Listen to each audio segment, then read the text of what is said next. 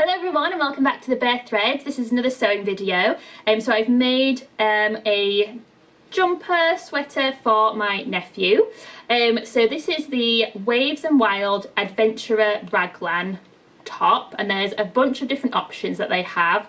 So I've gone for the one that has, so it has the opening at one side of the collar. You also have the option to have it open at both sides, and then I guess it would like unfold a bit like a bib or like dungarees, I guess. But I guess that could be practical if it's for children, but also it could just be aesthetic because you wouldn't necessarily need to undo all of the buttons on both sides to be able to get in and out of it. I just did the one side because I actually thought that asymmetry was nice, like quite fun, but also because I wanted to do this neckline. So this is one of the neckline options, which I can't remember what this is called, but it's like kind of a fold over collar neckline thing. And I just thought that kind of was interesting and looked fun. And if you do this, you have to do the side that, you have to do the style that just has the single opening on the neckline, not the double opening, because it kind of comes round to there. So there's lots of options on the pattern, and there always is with Waves and Wild, which is what makes them really great pattern company. Well, one of the things that makes them really great pattern company, because you do get a lot of options, but it does make it quite confusing, and you do have to pay quite a lot of attention to the pattern and the instructions as to which pieces of the paper pattern to print out, and then also which pieces you need to cut out of the fabric. And I do have a habit of like cutting at least one thing wrong, so I did end up cutting out extra neck bands, I think, because you can do a version that just has a plain neck. So I had like 2 neck bands that I did not need, but other than that, it is they're really like straightforward and easy to understand patterns, and I think they're a really good company, and I've bought loads of their patterns. They're just really good for kids stuff. So this is for my nephew, so I made this in size age 6, which will be a bit big for him, but I do always go up in size. It just seems so big, like I can't believe that the kids are getting so big. I used this fun French terry fabric, which has like scales on it. It's like a blue and green colour, so I'm thinking it's like dragon scales, but it could be the scales of anything really, or it could just be a fun pattern, you know, you see in it what you want to see in it. But I kind of think for him, he'd probably see scales or something along those lines. It's really nice and soft. I got it from Pound Fabrics. I've sort of been eyeing it up for a while actually, because I kind of liked it potentially for me, potentially for my son, and then I got it for my nephew.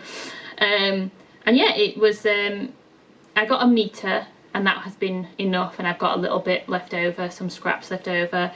That was the correct amount to get. It's easy to sew. I use my walking foot, and yeah, it just feels like nice quality. It's soft, it's got a nice design, it washed well. Yeah, I like the French terry. And then I also bought some buttons. I used 4. The pattern is a bit vague on how many buttons you need, because I think it does depend on how you want to space them out, which is like up to you, and also what style. If you have the double opening, then you need double the amount of buttons. I kind of would have liked a little bit more guidance. I think in the end I got ones that were slightly too wide. I'm just looking at the buttons now, and they're so not in a straight line, and it's actually terrible.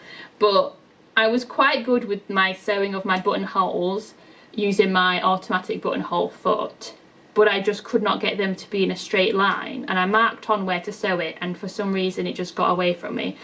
So the first 2 were really close to the edge of the fabric, and then the second 2 were much further in. They weren't evenly spaced. I had to unpick 3 of them, I think, and redo them, and they're better, but like, man, they really don't look straight.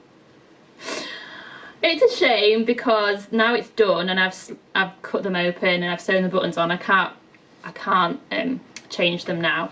I don't think that he will care, because kids don't really care about this stuff. It's just kind of a shame when you make something when it just looks like that. It was a gamble that I took, making a top with buttons, I know. but I just liked the style of it.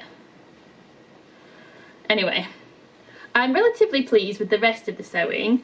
And I picked the buttons because I thought they were cute, and I thought the brown kind of went with the colour and style of fabric. I was looking for some buttons that were kind of dragon themed, and I couldn't find any that weren't either really like, I don't know, gaudy and just didn't vibe, or were incredibly expensive or just really hard to get. So I went with these wooden ones that are apparently made out of coconut.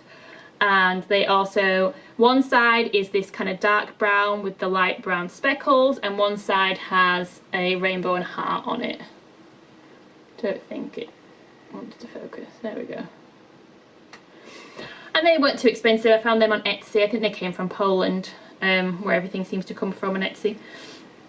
And they came pretty quickly, and they feel absolutely fine. It's just my placement of them that is the problem. So it was this has been a mitigated success, but it has definitely been a success, and hopefully he will like it and get some wear out of it.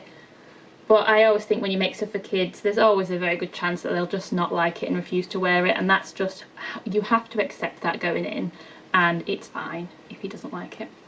But this is my Adventurers Raglan by Waves and Wild in my Dragon Scale French Terry as a present for my nephew.